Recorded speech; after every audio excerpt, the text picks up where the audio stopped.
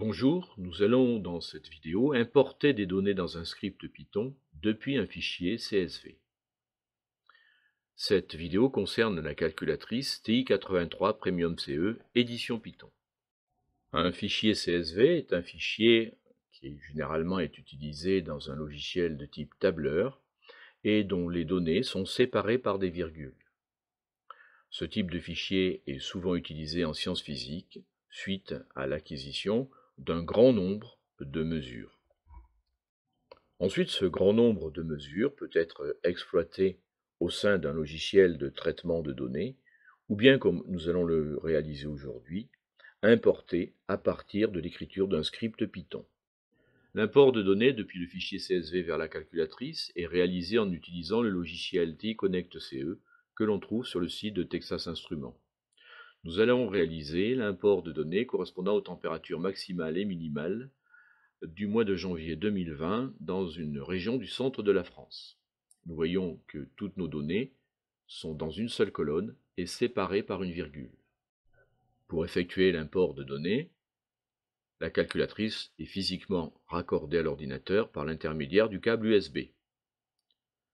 Ensuite, l'import des données se fait à partir du menu Action, import des données depuis un fichier CSV. Nous choisissons le fichier dans l'arborescence de notre ordinateur.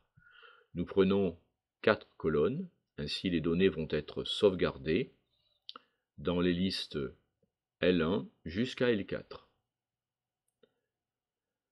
Puis, nous allons effectuer une représentation graphique avec la calculatrice de nos données pour voir qu'elles correspondent bien à la représentation des températures minimales et maximales que nous avions au départ.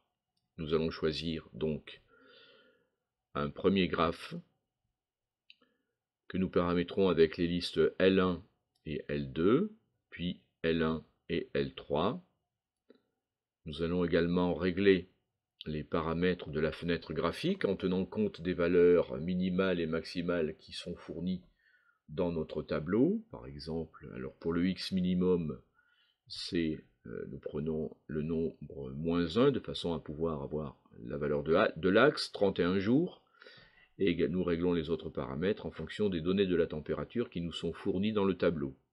Ensuite, nous demandons l'affichage du graphe et nous voyons avec satisfaction que nous avons bien une représentation qui ressemble à celle que nous avions au départ. Rappelons brièvement la procédure à la calculatrice pour pouvoir observer la représentation graphique de nos données. Nous paramétrons en appuyant sur second f de x les représentations des données.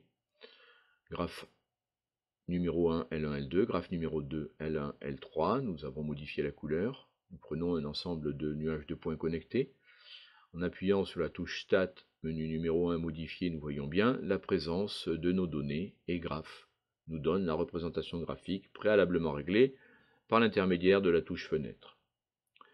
Maintenant, nous allons réaliser notre script. Nous appuyons sur la touche Programme, choisissons le menu numéro 2, l'application Python.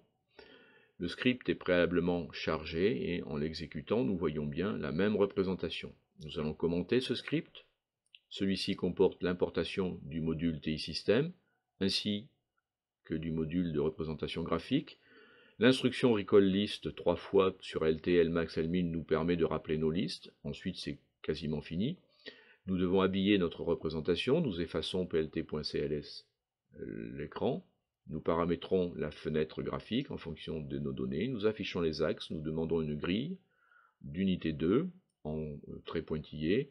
Nous donnons un titre, température. Nous affichons également les étiquettes des axes, abscisse ordonnée, avec les jours et les températures.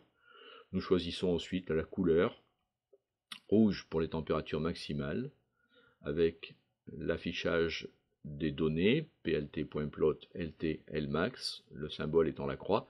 Nous prenons également la même chose, mais en couleur bleue pour les températures minimales, et nous choisissons d'afficher la représentation graphique. Donc nous voyons dans ce script-là, dans cette application, une synthèse de tout ce que nous avons vu dans les autres vidéos. Nous vous remercions d'avoir suivi cette vidéo et nous vous disons à une prochaine fois.